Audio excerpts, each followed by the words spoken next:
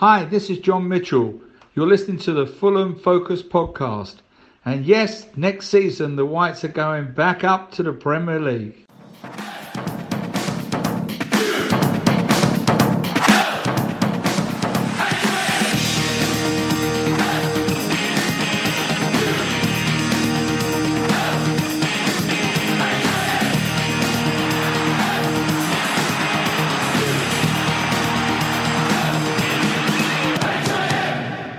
Fulham.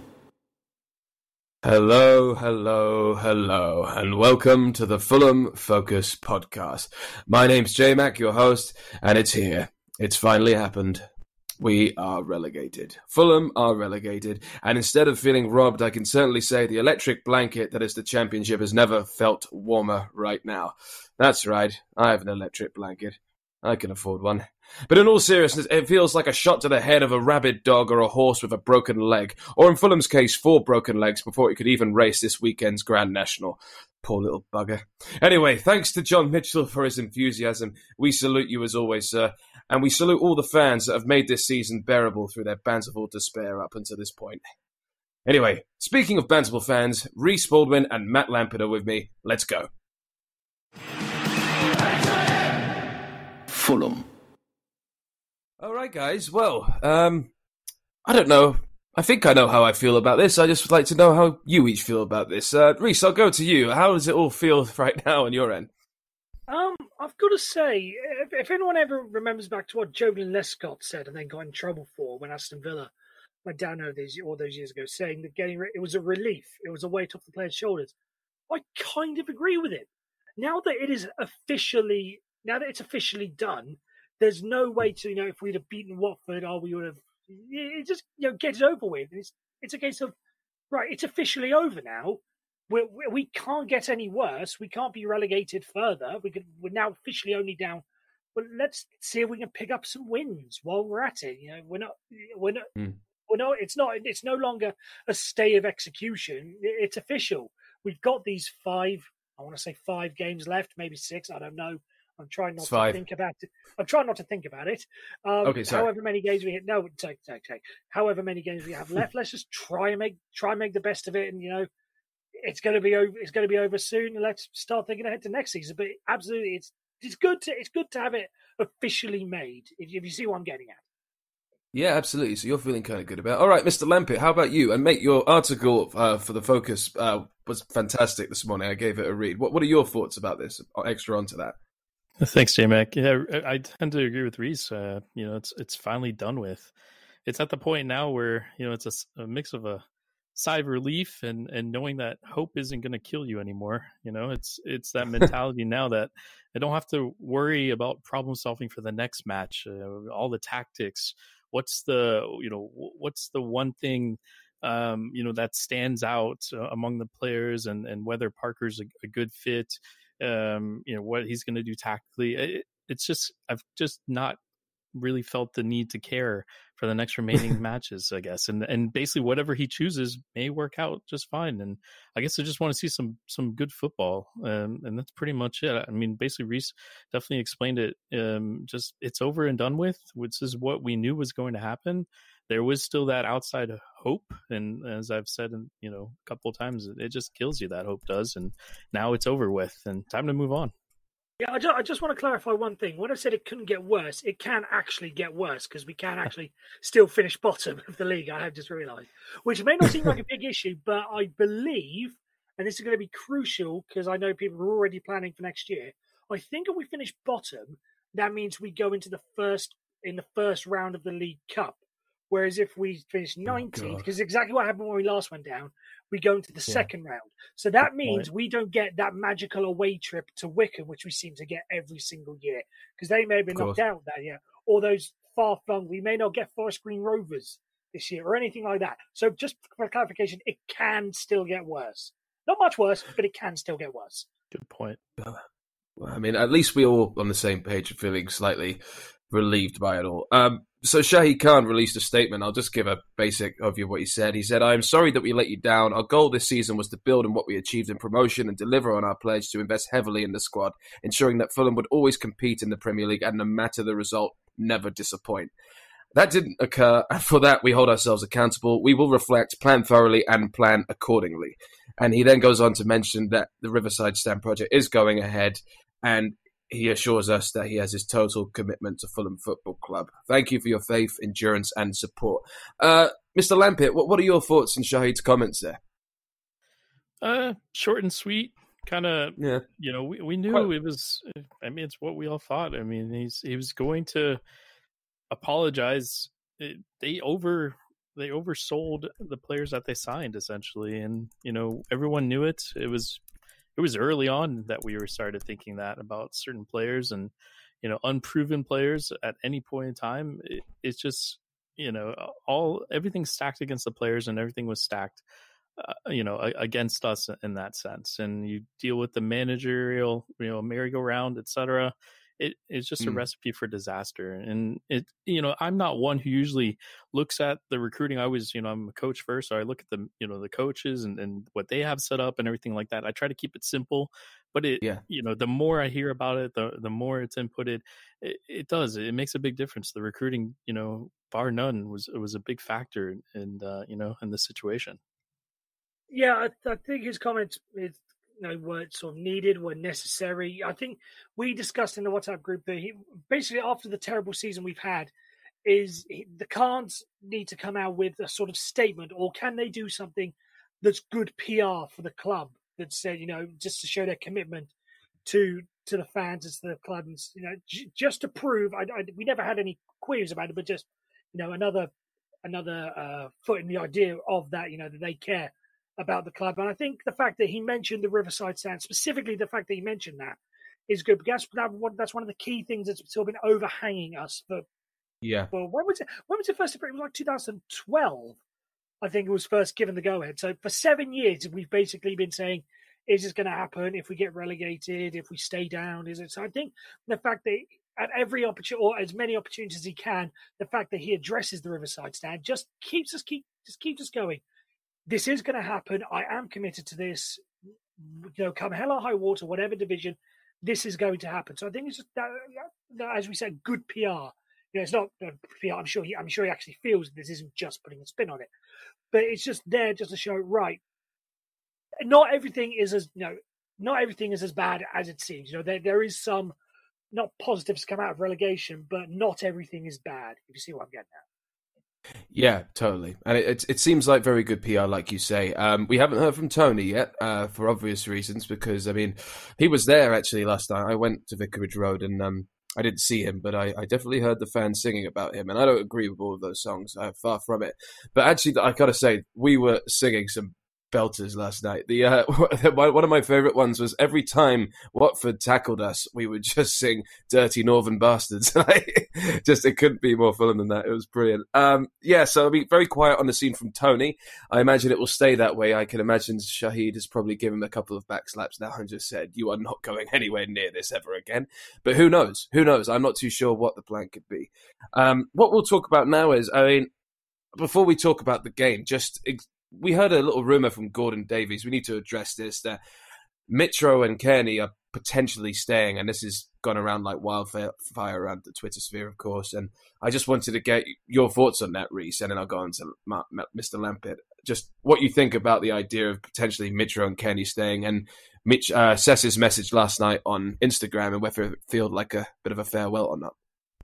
Yeah, it's a bit of a weird one. As much as I can't think of any reason why Gordon Davis would wish to lie about the situation. Exactly. I'm sort of weird. I'm sort of feeling a bit weird over this, because I've said, because I did a preview for the Man City head of the Man City game with Man City Fan TV, and he basically asked me about about players this season, and I said that I didn't think there's been anyone. I couldn't think of a player who's sort of improved their stock, if you will. So I don't know if this, the way it came across, Mitrovic and Kenny stay. Yeah, they may want to stay, but also on the other hand, does anybody want them after the performances they put in this year? Does anybody want them? So they may be staying by default. The fact that nobody wants them in the first place. So it's a bit, and again, I'm still a little bit skeptical about it, because our finances, I'm not smart enough to get into it, but I know It's not good. That's all I know is it's not good.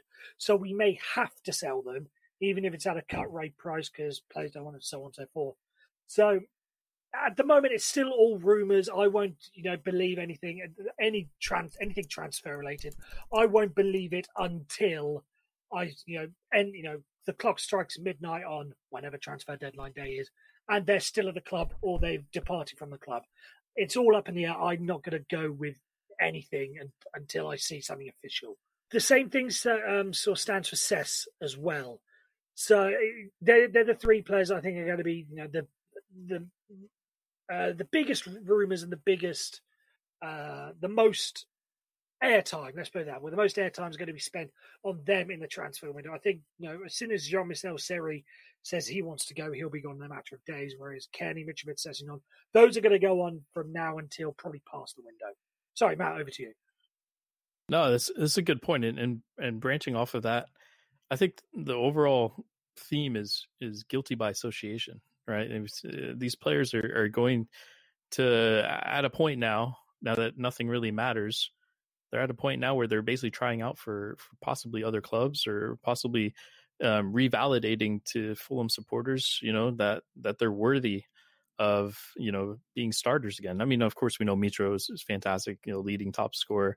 Cess, of course, is now our leading assist in the leader there. So I think it's a tough position for the rumor that Mitro and Kearney are going to stay on. I'd love to believe that, but it's really hard at this point to think anybody's worthy of moving on, like you said, because of the performance that they've put in. Yeah, some of them have been outstanding, but there have been some question marks as well. There's always rumors out there that West Ham want Kearney, Newcastle want Kearney, all these different ones out there. China wants Mitro at one point, so who knows really? And you're right though, Reese, is that we probably can't afford to keep them, and we may have to take advantage of that and restructure. But I'm a big fan of both of those players, and I'd love for them to stay on. But they're getting up there towards they should be at the prime of their careers. It may be time to move on. I'd imagine what would be the question if Fredericks and maybe even Matty Target, if they had stayed on, what it would have been. Obviously, we'd probably have a better defense, but at least, I'd be curious if they'd be guilty by association as well. And would they even be able to move on if they were, part of this, this losing season? Yeah. And I like what you said there.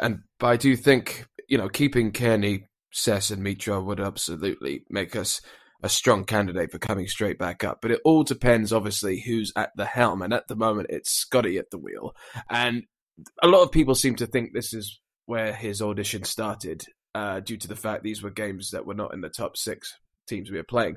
So I'd just like to know what you guys thought of the first half performance. I mean, I was there and I just noticed a complete lack of quality in comparison to them with our finishing, even though that we dominated in the first half, in my opinion. The second half, we lost the second goal to them and our heads dropped, and it was the same thing again. As Scott Parker said, it was a 10-second snapshot of our season. And just, we're not really dissecting this game properly because we've been relegated, so it's a bit of a mishmash tonight. And I'll just go to you, Lampit. What were your thoughts of the game of two halves, as it were, of last night? Yeah, I love what Parker said about that, and just that's a 10-second, preview or indicator of our season. I mean, if you think about Ranieri and Slavisa, I don't know if they would have put it that eloquently, but it's he's so a great true. speaker, yeah, exactly, and I think that's what's really honed in with the players is it's more so you put up a good performance like that in the first half, and then the result says 4-1. It's almost like the Arsenal away match, where we put up a decent showing, but it flattered Arsenal. I think we lost 4-1 to that one as well. So it was 5-1 in the end. 5-1, right? Yes. Yeah. So again, it's the same thing, but good performance, but not consistent and not converting our chances. And that's exactly what it was. We set up in a I love tactics, so of course I see we set up in a 3-4-3, which is brilliant, and Christie gets all the chances in the world to send in crosses, but the quality's lacking there. And then when we get finish chances, like Mitro, taking on a player, has a pass he can hit, Mitro's going to hit the target 9 times out of 10, and he blasts it wide and falling away from it. So, yeah, it's just a indication of our season. Yeah, and honestly, perfect. You just said indication of our season. I've said this. I don't want to be overly critical of Scott Parker because, as I've said before, he was given a tough opening set of fixtures, and yes, this is the two. But at the same time, what has changed? So, if this is how we were going to go the whole season, then by all means, we wouldn't have known this, but we should have stuck with Jokanovic. If this is how we were going to go the whole season, because from Jokanovic to Ranieri to Parker, nothing has changed. We've put in decent spells like that Ryan Babel goal was one of the better goals I've seen from Fulham this season. Even though it was relatively simple, very composed. Yeah, exactly, very composed, a perfectly timed ball. It was similar, well, not similar, but similar to his pass to Kenny in the playoff final. Perfectly placed. Ryan Babel then just takes it around. It was a very nice goal. Not wonderful, not great, not winning any awards, but it was a good goal. We've shown that we can do some things, and yet at the same time, our defence has just let us down completely. So any manager sound like Paul Ince here, but I think any manager of who we could attract could have done exactly the same as what Scott Parker has done recently and has done last night. This is why I'm sort of saying the players seem to love the fact that Scott Parker's good on the training ground. Everyone seems to get on well with him. It's fine. But I want results. I want improved performances. And Scott Parker, I know it's based off one proper game, if you want to put that. But even so, we should be doing better. We should be doing better than that. Matt, do you want to add anything to that, or should I go to the next point, sir? Yeah, I just want to add a little bit. I think you make a great point about that, and I think something that this is the curse of this season is just trying to tactically figure things out, and the fact that Sessegnon was our leading scorer at 18, right? And he's picking out passes. He set up that Ryan Babel goal, and he's made these through passes. One may suggest maybe his position, maybe he's the one that we needed to be in more of a central figure who actually takes chances and sends in passes. I remember last year, I know it's on a different level, but Stefan Johansson took risks in his passes. If you look at it this season now, look at Jmac Siri, he passes sideways, right? Zambo started a little bit passing, and Guisa, passed a little bit forward, but I think we're really missing a dynamic midfielder who's actually geared on creativity. Kearney is good at holding the ball and keeping it simple, but I think we really missed that creative entity in the midfield. And Cess really showed what he was capable of, in that first half. I agree. I must say, I find the Cess thing, for me, this is possibly quite controversial. I think Cess has been terrible. And I know that no one agrees with me, but I watch him and I just don't see. I know he assisted the goal and I know it was a great pass, but other than that, it seemed to me to be the only interesting thing he did. I will say though, when their number 25 got in Cess's face, I got very angry, regardless of Cess's performance, because that is a 34-year-old man having a go at an 18-year-old kid. It's just not on.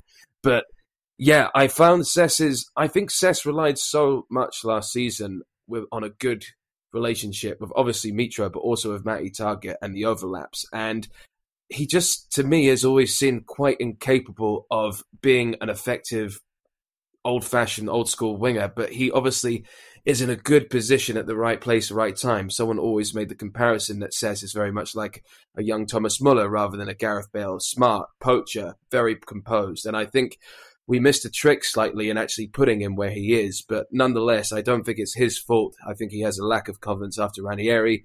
And I do hope he stays on because I think he'll kill it in the Championship. But going back to what you were saying, Mr. Lampett, about, a creative midfielder, I've noticed it's impossible to not notice how Anguissa has now been man of the match twice in a row now. And this is a player who I thought who would be a defensive mid, who would be a rock behind the defence. But actually for me now, he seems to be like someone who likes to break lines with his passing and actually pass forwards instead of sideways, like you said about Siri. What are your views on that? Because if this is a consistent thing, then maybe having him next season will be just as beneficial as Kenny and Mitro, God willing.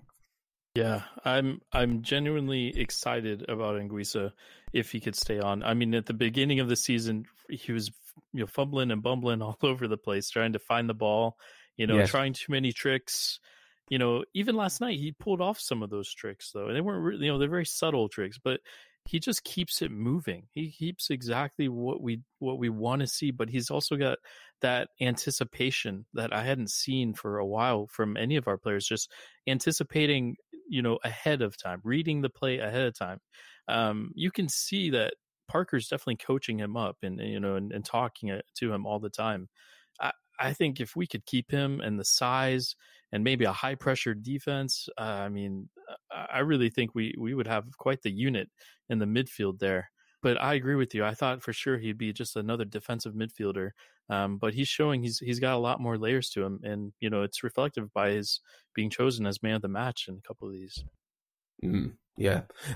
And so, you mentioned Scott Parker and obviously getting the best out of him. Reece, you've made a point already of saying how, a lot of managers couldn't have done much better or done much worse in this situation, and I get that. The question now is, a lot of people are already saying, especially in the WhatsApp group and online, on Twitter, for instance, that, Scott Parker is not ready for the Championship. It shouldn't be him. They've seen enough already from the Watford game. I'm actually going to say for now, for the record, we still need 2 more games to see, not just Watford, because I think they were some serious good quality goals that actually made us completely deflate ourselves last night. Not necessarily bad tactics, although the subs were a bit suspect. And I would just like to know, Mr. Reece, who you would like out of Lee Johnson, David Wagner, Scott Parker, or Steve Clarke, because these are the 4 names that have been linked with Fulham. If we were to rank them, it would definitely not be Steve Clarke. Absolutely, Indeed. He comes 4th. Lee Johnson, I'll admit I haven't watched much of the Championship this year, so I know he gets some good pundits, gets some good praise, but I don't know too much about what formations and could our system work, could our players fit into his system, so on and so forth. So I don't know. So I'd probably put him 3rd. I'd probably then go Scott Parker 2nd and David Wagner 3rd. Even though I wouldn't be disappointed if we appointed him, but at the same time, if these are the 4 managers that we have, I'm a little bit worried. I just want to quickly touch on the point Matt Lampett made. In someone we want, if we're looking at who's going to be our next manager, I've noticed a trend with this. If you want, Scott Parker comes in and he's made Anguissa a very decent midfielder, defensive midfielder. Scott Parker was a very decent midfielder. If we're going to go by that logic, and this plays out, because Roy Hodgson was a defender when he was a player, not man. But you notice that he made Hangland and Hughes a very good defensive partnership. Chris Coleman was a central defender. He coached that night up to a level where he got an England cap. So that takes some talent. So if we're going at that level, Slavica Kanovic was a defensive midfielder. Would you not argue that our best player last year and under Slavica Kanovic was Kevin McDonald? So if we're going by the logic that our manager makes whoever plays at the position he played in very good, then we should get Chris Baird as our manager, because he can make everyone across the back 4 very good. If we're following that logic, so I say get Chris Baird in as our manager. Scrap the Vincenzo Montella thing that I said on Twitter. I may have to unpin that tweet. Scrap that. Let's get Chris Baird. Brilliant deduction, Reece. Yeah. I love that. What are your thoughts, Mr. Lampert, on that, mate? Chris Baird, that's fantastic. Yeah, no, that's fine. If I mentioned Hangeland, he did suggest for us to sign Nordveit, but so maybe not Hangeland. But it's tough. I feel like it's tough to think ahead right now, just in general, but also if I think ahead of thinking Parker's on his audition still, I feel like, and I like a lot of what he brings. We're starting to see a little dynamic play into his tactics. Starting off with a common 4-2-3-1. In his first match and putting up good performances, but then kind of messing things up with the 5-4-1 against City, having Kearney and Anguissa side by side. Just. I know it was City, but at the same time, we're going to get packed in with at least 6 players, and having Kearney and Anguissa chase their man all over. That part to me was a little suspect. And if you look at the first half just the match against Leicester in general, so he's had some chances. But again, if we're saying that his audition started yesterday, well, A+ for the first half. What can we say? D- for the second. We could. But the only thing I will say, and I'd like to know if either of you agree with me, is that the only thing I saw yesterday was a lack of quality, not a lack of effort, which is out of a lot of the players' control. That's a big difference there. He's managed to get Kearney to tackle appropriately. Like Kearney had like 3 or 4 tackles yesterday in defensive positions. So there is a sense of willingness throughout the team. You could say there's a lot of effort there, but it is about quality. Like I said earlier about Christie, had many chances to cross the ball in, and he crosses the ball. You wish the best for him, but he sails it over the bar, sails it outside, for a goal kick, or he sends it too long for Mitro. Chambers had probably one of the best crosses for Mitro in the match, and he was playing, right center back. So it is about the quality. I agree. And I'd be really curious to see, not to say that Parker would have that much control over the signings, but it would be interesting to see what he would, what he would come together. I think regardless, whoever manager we choose, they have to be given a lot of time with their players from the get-go, and not the way it started, for Slavisa this year. Yeah, absolutely. I couldn't agree more. And I think changing the singer doesn't change the song. And the song is, "We are fucking shit." So, I mean, that's the problem. I mean, I've got to say, I think that, I actually thought Tim Ream looked very good last night. I thought the back three looked very composed. I just thought the second goal, I think it was the first goal from Watford, was actually just a lack of tackling and all the defenders being too nervous to make a tackle. It was all three of our centre-backs were jockeying instead of actually going for it. Just quickly before we move on to the quiz, Andre Schürrle getting another bit of booing, but what are your thoughts on that, Mr. Rees? Do you think we've finally seen the end of him now, maybe? Well, we'll officially have seen the end of him come, 6 o'clock on the 19th of May, whenever the last game is. That's officially him done. I know we're going to get onto the future, so I'm just going to sort of tease this, but yeah, sure. I think Andre Schürrle is on the list of people I don't want to see on a pitch the rest of the season. I think, I only want to see players who are going to be here or have a chance to be here next year. So I don't want to touch too much on that because I know we're going to talk about it later. Well, in which case, then I'll raise this question to you before we go into that later. Is there potential that we might still... Could there be players still playing who aren't going to be with us next season, so we can sell them for a good price and they can still prove their worth, do you think? There are a couple off the top of my head. Off the top of my head, I can't think of many.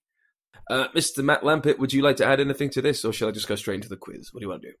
Yeah, go for it. I think with Schürrle, he's a bit of a...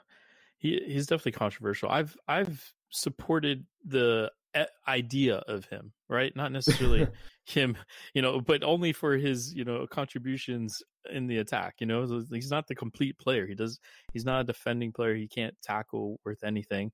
But to be fair, he's our second goal scorer. In a season in which we need as many goals as possible.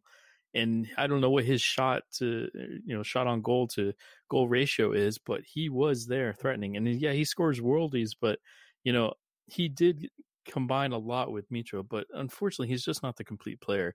And I too, for the sake of Schürrle, just to escape the booze, I don't want him to play again either. But I do think we realized what we were missing in the sense of somebody whose quality in front of goal we were missing that while Schürrle was injured with his, virus or whatever it was. I do think we missed that. And I think Babel took over a little bit, but, too little too late, unfortunately. Yeah, I agree. Okay, guys, I'll just leave us with a final question. There's a very, with these horrible, well, not horrible, just I think a bit dramatic Tony Khan chants. There was a chant during the Man City game, and I think it's apt to bring this up just before we go to the quiz, just to sum up on the Khans and what they've said in their statement. Their line was, from the fans, they started singing, "You destroyed our club." And I'll just go to each of you if you agree with that. And I'll go to you, Mr. Rees. Do you agree that the Khans have destroyed our club? Because personally, from my point of view, I think we would be in a very much worse situation without them or their cash. I don't know if we'd be in a much worse situation because if they weren't the Khans, we'd still be in the hands of Mohammed Al Fayed, who I think proved himself to be a very, very good owner. But I just want to say, right. if we're talking about destroying our clubs, have you not seen what's happening with Bolton this week? I'm glad you bring this up. In recent weeks, or what's happened with any number of clubs. You get, Birmingham about to be docked points or in the process of being, whatever. Destroying our club, let's just calm it down a bit. We're going down to the Championship. Things can be much, much worse. Yeah, nice one. I mean, and I think as long as we got the Khans, we've got to remember that the fifth richest owners in the whole of the English Football League will be back. I have no doubt about that. And Mr. Lampert, any final words on you about that? Yeah, just agree with Rees. I mean, just very briefly. I mean, what comes to my mind, especially because of the project being done on the Riverside stand and the improvement there, but just imagine if Khan was allowed to buy Wembley. Just imagine what the perception would be right now. If we had Wembley, I could imagine what the rumblings would be about. Why are you spending money there, etc., and not on our club? And he didn't get it. I know that, but they are putting the effort. But it's similar to our players this season. We put in all the effort. The effort is there, but it's the quality. And in this case, it's the quality that didn't, give us that return on our investment. I couldn't put it perfect myself. Couldn't put it better myself, rather. All right, guys. Perfect. And I'm just imagining that old gif of Roy Hodgson right now, putting his hand underneath his chin and just saying, "Chin up to us all. It's going to be all right. It's going to be all right for FFC in the long run." I promise you. All right. After this, we're going to have some quiz to line things up.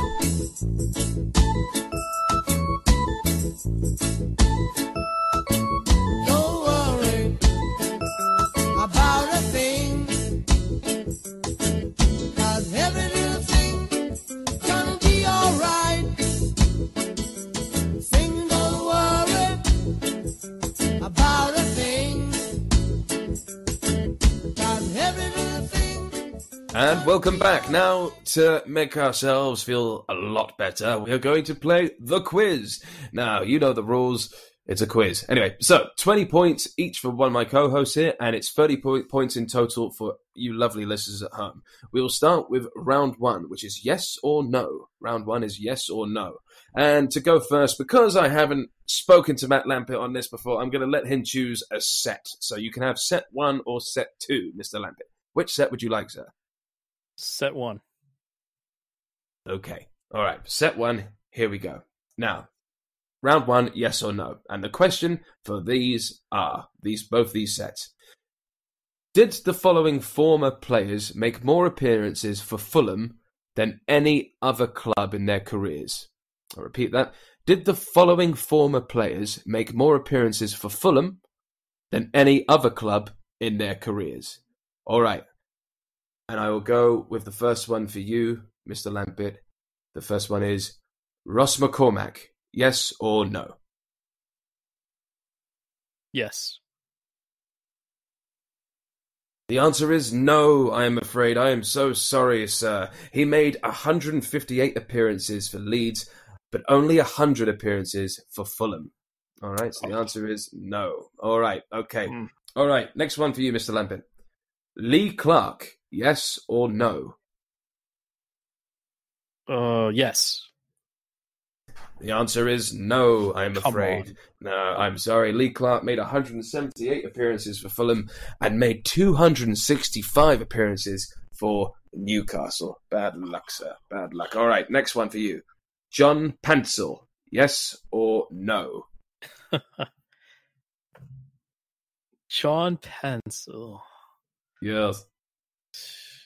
Whenever I think of John Pencil, I think of own goals. Half volley own goal. I'm going to just say yes again. You are correct. He did Ew. indeed, with 91 appearances for Fulham. That is a point for you, Mr. Lambert. All right, next one. Dixon Etuhu, yes or no? No. You're going with no. You are correct. That is absolutely right. He made 149 appearances for Preston with 127 appearances for Fulham. Excellent, excellent. All right. And finally, Aaron Hughes. Did Aaron Hughes make more appearances for Fulham than any other club in his career? Yes or no? No. You are correct. He made 279 appearances for Newcastle and 250 appearances for Fulham. Excellent. You have got 3 out of 5 there, Mr. Lampett. Very good. Now we go on to set 2. We go on to set 2 for Mr. Rees. Okay. All right, Mr. Rees, you know the question, but I'll repeat it again. Did the following former Fulham player make more appearances for Fulham than any other club in their careers? Yes or no? Did they make more appearances for Fulham than any other club in their careers? And we will start with Mr. Thomas Callas. Please come back. Tom Callas had 2 years with us. He's still quite young. Even on the Middlesbrough. I'm going to say yes. More appearances for us. Appearances for Fulham. That is absolutely correct. For Fulham, he has made 76 appearances, but he has made 66 appearances for Vitesse Arnhem, 47 appearances for Borough, and 4 appearances for Chelsea. Excellent. All right, that is 1 out of the 5 for you. Next question is Mike Taylor. Yes or no? Ooh, that's a good one. He did spend a lot of time at Birmingham. Is there number 1? Ooh. Before us. No, I'm going to say Mike Taylor spent more with us, so I'm going to say yes. You are wrong. It is no. He made 235 appearances for Fulham and 242 appearances for Birmingham. I knew it was going to be a close one. Never mind, sir. And the next one for you, Mr. Rees. Brian Ruiz, yes or no? Oh, my arch nemesis. Brian Ruiz. He's got a really nice beard now. Does he? I wouldn't have him beard type. No, he looks very masculine. Now, he played for 20 or somewhere in Holland before us. Yeah, I'm going quite young. All those years. I'm going to say more for us. More for us. So, yes. That is absolutely correct. He made 107 appearances for us, the Whites, but only made 104 for Sporting Lisbon, 79 appearances for Ghent, and 75 appearances for FC Twente. Excellent, or Twente, whatever. Okay, so there's another point for you. And the penultimate one for you here, Mr. Rees, is Zat Knight. Yes or no? Now, isn't it? Yeah, now he has isn't he on most ever appearances in the Premier League? He's something along those lines. He has some sort of record for us. He's high up on that. So again, I'm going to say, didn't spend that long at Villains. Yeah, I'm going to say yes. Again, yes. But I've said that for a lot of them, so it's probably going to backfire me. But I'll go yes. I'll still go yes. No. He unfortunately had 192 appearances for Bolton, and for Fulham, only 181, I'm afraid. But it's close, mate. It is close. Long? Crikey. Yes. All right, good for him. And final one. This is quite a good one. This is a bit of a doozy, as you'd call it. Emerson Hindman, yes or no? Ooh. Bloody hell. Yes. The question is, did he reach double digits for anyone? Well, I'm gonna. He went back and forth, but he was with us for a while. I don't think he made that many appearances under McGath. He sort of made a renaissance under Jukanovic. Sorry, I'm just giving out his life We just story. get a He cross-section played of your brain. I'm going to say no. No, I think he played more for Rangers. He had a spell there, didn't he? I'm going to say no. The answer, I'm afraid, is yes. He made 28 appearances for Fulham, 17 appearances for Hibernian, 17 joint with Rangers as well, so 17 appearances for Rangers, and 7 appearances for Bournemouth. All right? So you have only got 2 in that round, and Lampett is on 3. So there's 3-2 at the moment to the Lampett. Excellent. All right, now, guys, round 2. Back and forth. It's 5 guesses each, and you know how it works. It's back and forth. So, as I'm sure you've heard since the Watford result, Fulham only need to concede 14 more goals to break Derby County's record for most goals conceded in a season. It's mental. So your task is simple. You have 5 guesses each to name the last 10 matches in which Fulham have kept a clean sheet. You just need the opponent. So you just need the opponent, all right? And because you're winning, Mr. Lampett, I'll go to you first. So we need just an opponent where we last kept a clean sheet. The last 10 games. Off you go. Oh, first one would be Huddersfield at home. That is absolutely right, sir. Hold on. Very good. Huddersfield at home on the 29th of December 2018. The penalty saga with Kamara Mitro with injury time winner. Excellent. And for you, Mr. Rees, back and forth. Aston Villa playoff final. Aston Villa playoff final. But of course, 1-0 to the Fulham on the 26th of May 2018. Back to you, Mr. Lampett.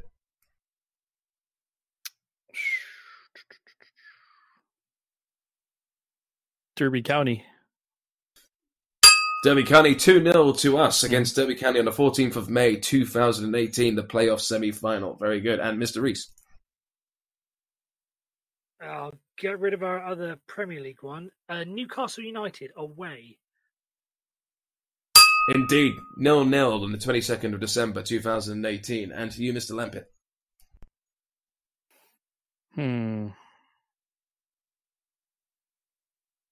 I'll say... You said Newcastle away? I'm sorry. I think it was Berbatov. Was it?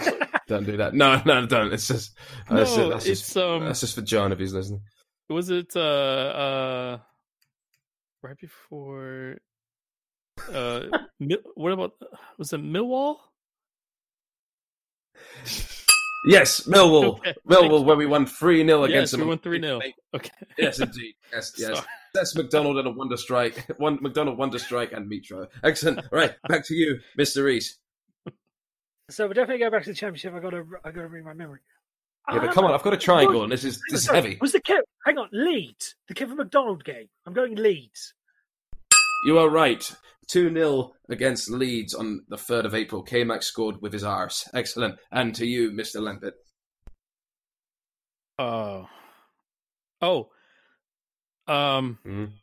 Norwich City away. Norwich City away. Exactly. We won 2-0 on the 30th of March. That was my birthday last year, my 29th. Johansson and Kearney on the score sheet with 2 goals in 5 minutes. Excellent. All right, Mr. Rees, another guess from you. Going through the 23 undefeated, I think Reading was in there, so I shall go Reading. You're absolutely right. On the 10th of April 2018, Johansson with the goal, Bakuna sent off for a disgraceful tackle and Session on injury time.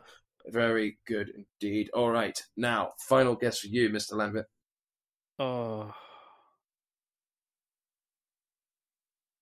Was Fulham against Burton Albion 6-0 at home. That is not on the list, I'm afraid, sir. That is not on the list. So you've got 4 out of the 5 there. Mr. Rees, final guess. Refont. Damn you. Again, thinking back to, I think Sheffield Wednesday. I'll go Sheffield Wednesday. I think that was a Mitrovic winner. Oh. That's exactly right. Sheffield Wednesday. We won 1-0 on the 7th of April 2018. Mitrovic in the 78th minute. So that is a stonking 5 out of 5 for you there, Mr. Rees. And Mr. Lambert, the one we were looking for, this would have been hard to get, in my opinion. This would have been 2-0 against Exeter City on the 28th of August in the Carabao Cup last year. Oh, that's a That's mean. It's mean. That's clever. That's clever. I'll give him that. That's clever. That's Brian or Christie? I can't remember. Let me have a look. What does it say? It just says. What does it say? It just says Carabao Cup. But never mind. I should know. Never mind. Never mind. Who cares? It doesn't count anyway. Doesn't matter. So, it doesn't matter. But this is tight, guys. So it is 5, 6, 7, 7 to the Reese, and 4, 5, 6, 4. Wait a minute. 4, 5, 6, 7. It's 7-all. It's 7-all. Excellent. Okay, cool. So, guess the player the last round. You know how this works. I list 10 facts about this player, and if you get facts 1 to 2, you get 5 points, or 3 or 4, you get 4 points, 5 or 6, and so on and so on and so on and so forth. So I will read them out, and I will freeze you both, and we'll see who wins. But it's both in your interest to really go for this, because it's 7-all. All right, so here we go. Fact number 1. This player is 6'5" tall. Fact number 2. He has won the FA Cup. Fact number 3. He made 84 appearances in all competitions for the Whites. Fact number 4. He has also played for West Ham, Birmingham City, and Portsmouth. All right, we're out of the 3-point zone. He has made his home debut against Bolton in the club's back home celebration in 2004. Fact number 5. He is one of just 5 players to be sent off for more than once for Fulham in the Premier League. Fact number 6. Fact number 6. Oh, do you want to do something? No, I'm just trying to think back to the back home game. I was there. Right. Of my head. Fact number 6. He scored a free kick in the 6-0 thrashing of Norwich in 2006. I got it. Okay, go. What is it? Papa Booba Diop. Okay. All right. I'm going to freeze you there. You can potentially win 3 points there. All right. All right. Okay, so you can still go, Mr. Lambert. Papa Dooba Diop. He has 63 caps for Senegal. Yeah. Yeah. Papa Dooba Diop. Number 8, Papa Dooba Diop. He ain't no side table or chest of drawers. He's a defensive midfielder. Take a bow, Papa Booba Diop. Excellent. I completely forgot he played for Birmingham. He did, didn't he? So there you go. That's 10 points for Reese to Lampert 7. Unlucky, Mr. Lampert. But Mr. Reese, we are sending you... Well played, man. And so what we're giving you, Mr. Reese, we are going to give you a lovely hard hat that you can wear for the construction of the Riverside with a guided tour from Maxime Le Marchand as he sings to you his own song name as you walk around looking at the construction. You know, it's a fine song. I could easily be whistling that all the way through.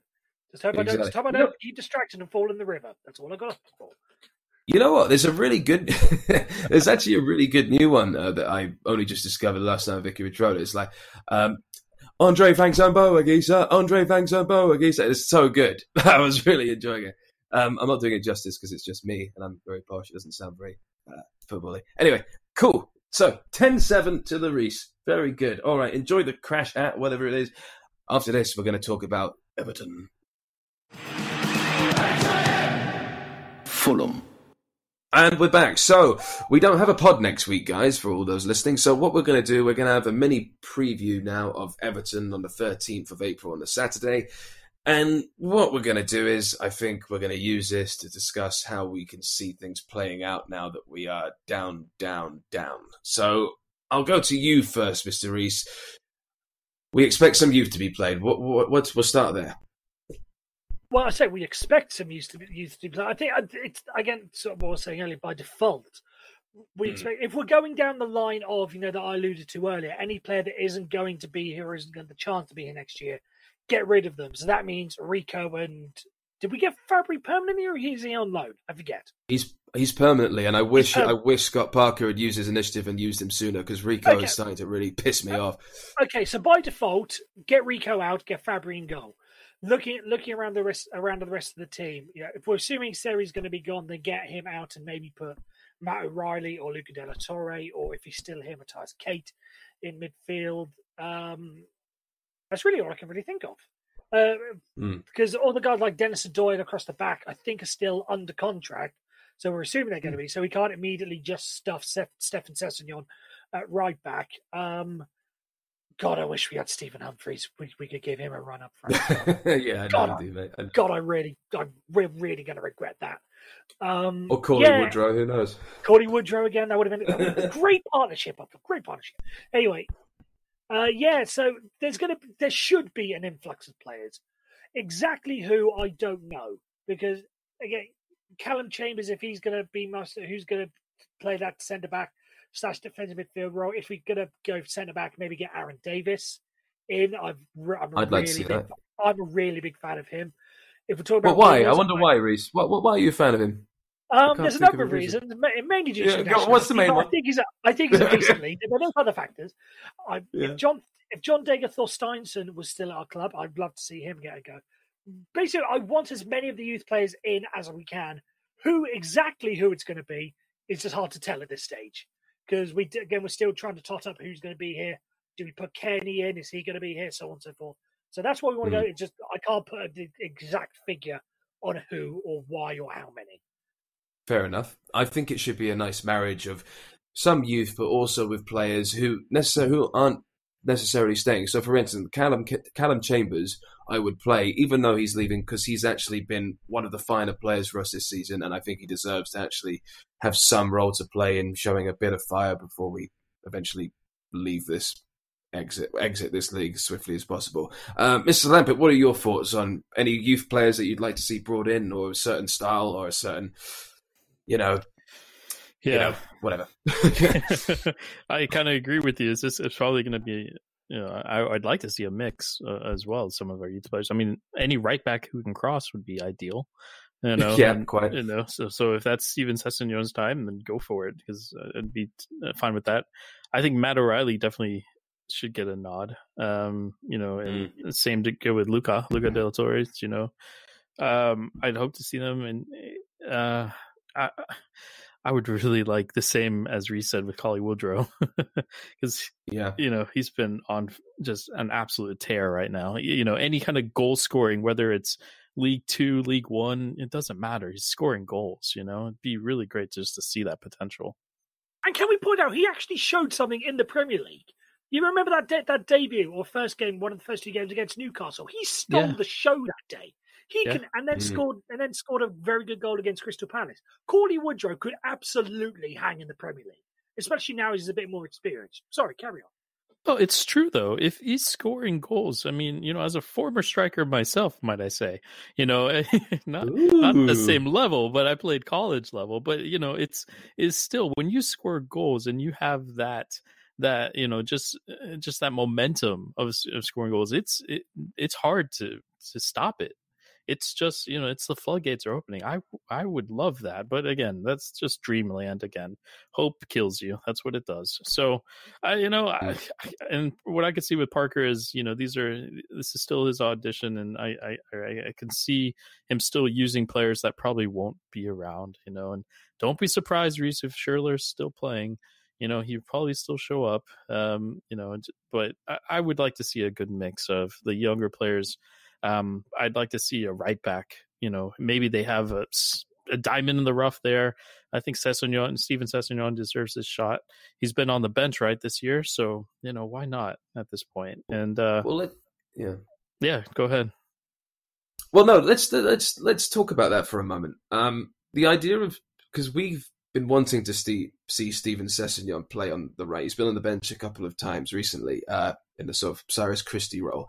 Is there potential, and I'll let one of you guys reply to me here, that we think Steven Sessegnon might play with Sess in the last few games as a sort of beacon to try and keep Sess at the club potentially? Would that be a successful way of maybe thinking that Ryan could stay so he could play alongside his brother next season? And I'll go to either of you on that.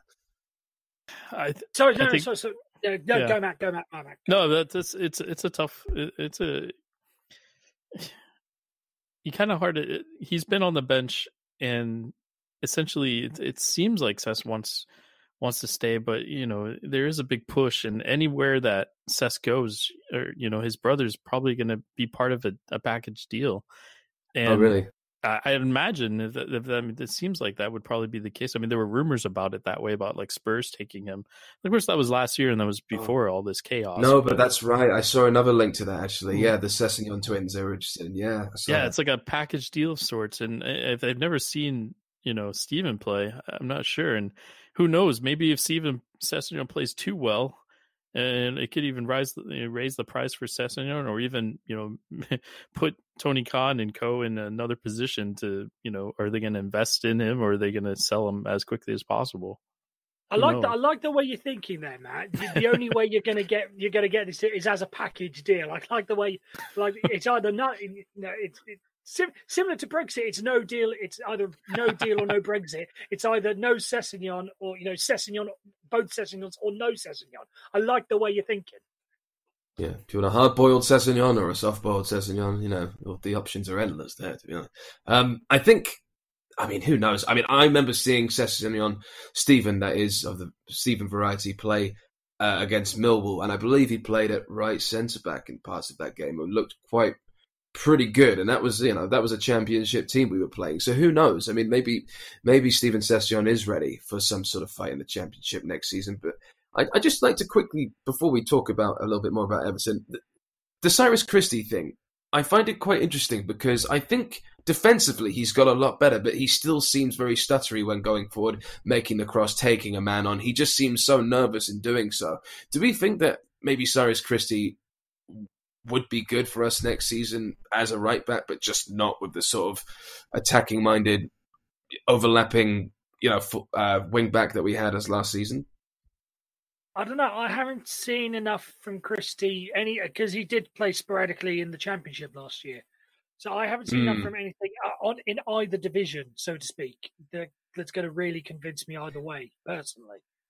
Yeah, fair enough. Mr. Lampert, I'll let you answer that, and then we'll go on to the actual topic at hand. Yeah, I'm the same with Reece. It's just a matter of, it's a very strange thing with Christie because, when you watch a player, you can feel how heavy they are. He feels like he's very heavy-footed, like just, like you're hoping the best for him. Like hopefully he just looks like he's going to pull a muscle every time he's running, and it's just you just don't know what's going to come of it. And his technique is strange to me. But I've been a supporter of his, ever since he assisted Mitro on Mitro's first goal for Fulham last year, and and he can send in a ball, but for me as a right back, especially for playing in the wing back there, you have to send those crosses in, and he's had plenty of chances this year. And he's shown good things, but I think it is time to see, like you said, he might be playing scared, and maybe it's time to see a youth player who's not going to play scared, show him up. Yeah, absolutely fair enough. And Luca de la Torre, is he someone that we could see potentially rising up to the Championship, do you think, with Matt O'Reilly and potentially Fossey and Harvey Elliott? Any of those three names inspiring you at all, Mr. Reed? Yeah, there's a couple, like a couple of the names I sort of alluded to earlier. Absolutely, it's just a case of whether or not we're going to be seeing them immediately next year, or heaven forfend, we don't come straight back up. We have to, bed the gel them in ever so slowly, maybe over the next 2 or 3 years rather than straight away. Yeah, perfect. All right.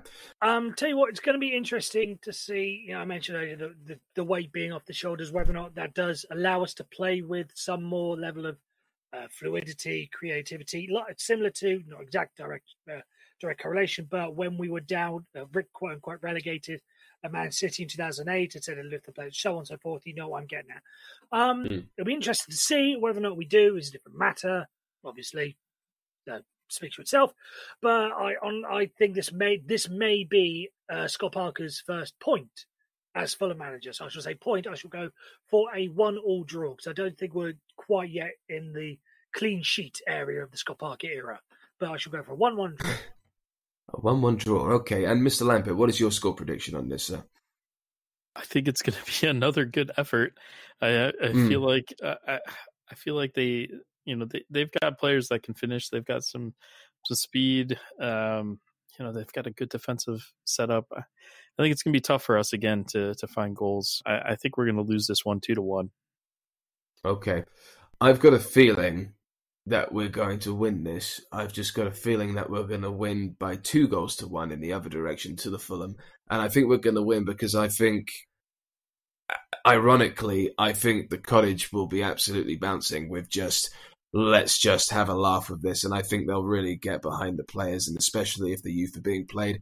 I could see us potentially getting 3 points, but a lot of people will call me crazy for this because Marco Silva's team seems to have picked up some serious form in the last few weeks. All right, guys. Excellent. Great pod. Really love to speak to you under the certain circumstances. It's actually been a joy. All right. So if you're all listening at home, thank you for listening once again. And we're sorry about the news. It's not our fault. We hate it too. If you like what you hear, please rate us on iTunes or whatever pod app you're using. If it's Spotify, which we are now on, tell your friends about us. And absolutely, if you have won the quiz and you got 30 out of 30, give us a mention in the Twitter and we will absolutely bathe you in glory in the next episode. It never happens, but we'll do it if you actually tweet us. Thank you to my co-hosts, Mr. Reese and Mr. Lampett of the US of A. And thank you once again for listening. We shall see you not next week, but the week after. Stay safe. Thank you.